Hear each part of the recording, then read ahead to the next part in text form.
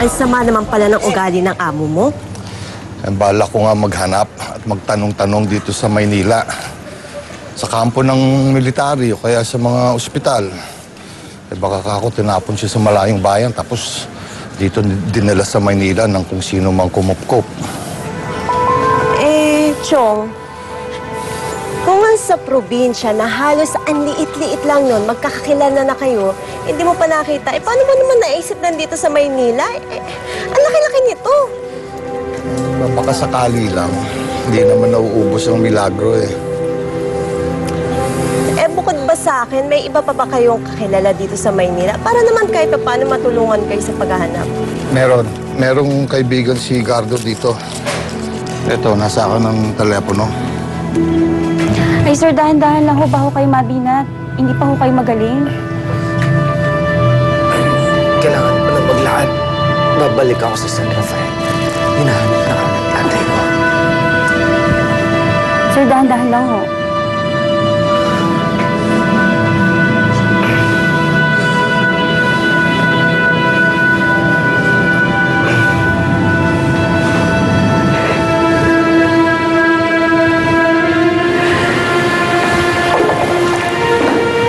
Leona?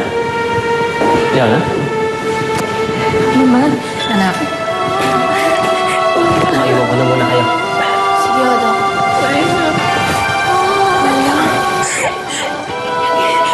Kumusta ka na? Ito, okay naman. Kailan mo makalabas dito? Gusto lang namin makasigurado na magaling ka na pagkatapos. Tapos, Mama, pag hindi ako gumaling, dito na lang ako. Dito ako manganak. Dito kami ng baby ko. Dito na lang ako. Yana, kailangan mo kasi makipag-cooperate para papabilis yung pag-alis mo dito.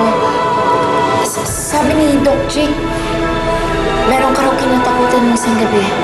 Ano yan?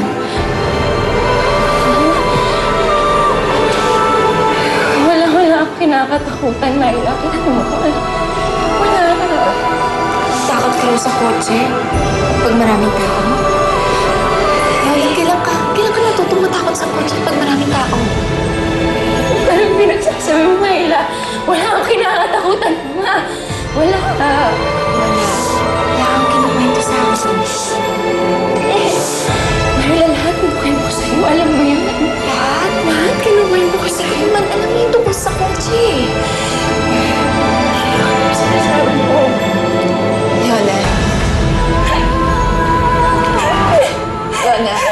Leona, ano yung hindi mo pwedeng isabihin sa akin? Ginawa mo naman lahat ng sinabi mo. Ginawa ko, hindi ko naman sinabi kahit kanino niya ito pinaya. Lahat sinasabi ko sa'yo, Myla.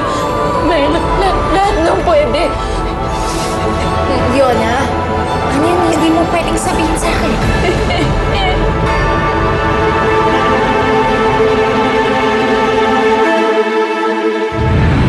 Akala ko tayong dalawa lang. Ellen, want you to meet Tayo. Hi. Tayo, this Good evening, Ellen. She's rich. Bagay kayo. Hindi ko ang dumiskarte. Pinagpapaalam ko sa'yo si Myla. Diba, Bayaw? Go ahead. Ano nga ulit ang pangalan mo, Iha? Ako ho si Myla Braganza. Nice meeting you, Mr. Lee. Vincent Lee. Ayam ka! Ayam ka, Teo! Bakit ka ba umiiwas, Ma?